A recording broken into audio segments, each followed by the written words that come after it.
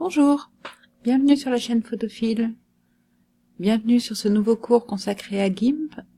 On va mettre en application ce qu'on a vu sur la colorimétrie dans le cas d'un montage quand vous souhaitez accorder la colorimétrie de l'image de fond. Ici une photo de Cyprus, Dimitri Svestika. J'ai toujours du mal à le prononcer, pourtant ça fait plusieurs fois que je l'utilise. Alors, ici, j'ai donc déjà préparé un montage. Vous voyez, j'ai ma jeune femme que je suis venue placer sur un caillou. Elle est sur fond transparent, toujours représentée par ces petits carrés. C'est des manœuvres qu'on a déjà vues dans les premiers cours consacrés à GIMP.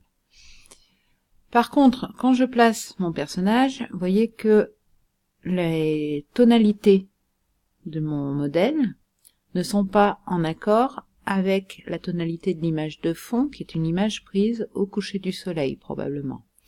Donc sur l'image de fond, j'ai des tonalités plus contrastées et très chaudes. Il va falloir que j'accorde la colorimétrie pour faire quelque chose qui soit réaliste.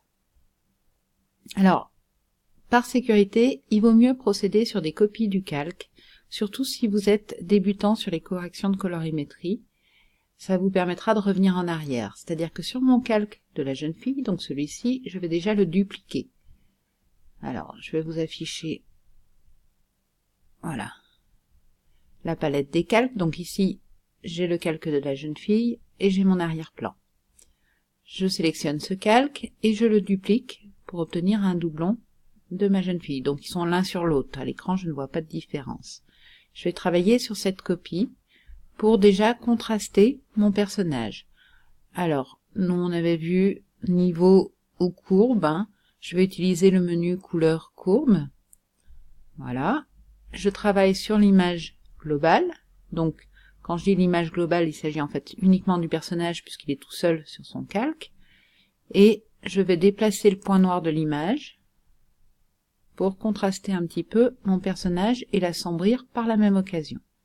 Voilà, pour l'assombrir, donc je pose un point et je diminue un petit peu les valeurs sombres de l'image en particulier.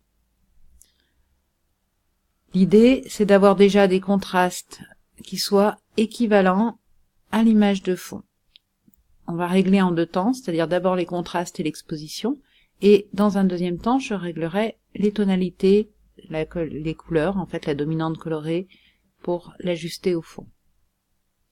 Donc là, voilà, quelque chose comme ça. J'ai diminué, donc j'ai ramené mon point noir. J'aurais pu aussi le faire avec les niveaux, mais là je le fais directement dans les courbes, en même temps que j'assombris l'image. Je valide. Ici, donc je vais enlever le calque initial. J'ai mon calque corrigé en densité. Si je désactive celui-là et je réaffiche celui-là, voilà. La différence, voyez. L'avantage de travailler sur deux calques, c'est que si ma correction n'est pas bonne, je vais pouvoir supprimer ce calque-là et je n'aurai pas abîmé, je n'aurai pas dégradé la qualité de l'image. Donc je recommencerai en refaisant une copie. Donc ici, en termes de contraste, je suis bon. Je vais maintenant repartir de ce calque et faire une nouvelle copie. Donc même principe. Ici, je fais une copie de mon calque. Sur cette copie, je vais venir travailler cette fois les tonalités chaudes. Pour ça, même menu. Personnellement, je vous dis, j'utilise beaucoup les courbes. Je trouve que c'est un outil très pratique. D'autres photographes préfèrent travailler sur les niveaux, mais c'est vraiment un choix qui est personnel. Il faut que je rajoute du jaune. Vous vous rappelez, dans le cours précédent, on a dit la couche du bleu va me permettre de rajouter du jaune. Si j'enlève du bleu, ça revient à dire que je rajoute du jaune. Voilà, donc je vais densifier un peu mes jaunes et augmenter aussi un petit peu le rouge. Quelque chose comme ça, admettons. Je peux diminuer un tout petit peu le vert pour donner un petit peu de magenta. Encore une fois, le vert permet de monter le vert ou de monter le magenta si je diminue le vert. Si c'est pas clair pour vous, je vous laisse vous reporter au cours précédent, au cours numéro 13 en particulier, sur la colorimétrie d'une image. Je valide. Ici, j'ai donc mon calque corrigé en termes de tonalité, de couleur. Voilà, si j'enlève, vous voyez, on voit la différence. Donc, évidemment, ça ne joue que sur la jeune femme.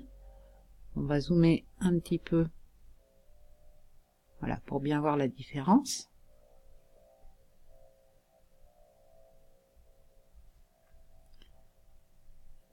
Donc là, j'annule ma correction de couleur, c'est-à-dire j'annule le fait d'avoir d'avoir rajouté du rouge et rajouté du jaune, essentiellement. Ici, j'annule ma correction de contraste. Si je veux comparer, voilà, au départ, j'avais ça.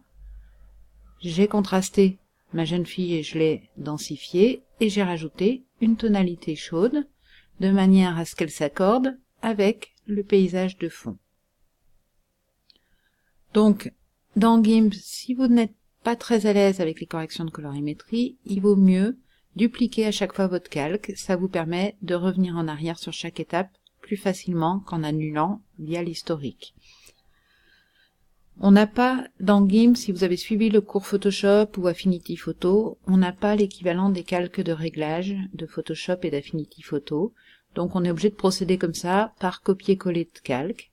Mais encore une fois, sachant que GIMP vous coûte la somme extraordinaire de 0 €, on peut tout à fait se passer des calques de réglage et procéder comme ça, voilà, pour cumuler en fait les corrections, tout en pouvant revenir sur chaque correction. Voilà, je vous dis à très bientôt pour la suite de ce cours. On verra dans le prochain cours comment développer les fichiers RAW dans GIMP. Et puis n'hésitez pas encore une fois à mettre vos commentaires et à liker si vous avez apprécié ce cours. À très bientôt sur la chaîne de Photophile.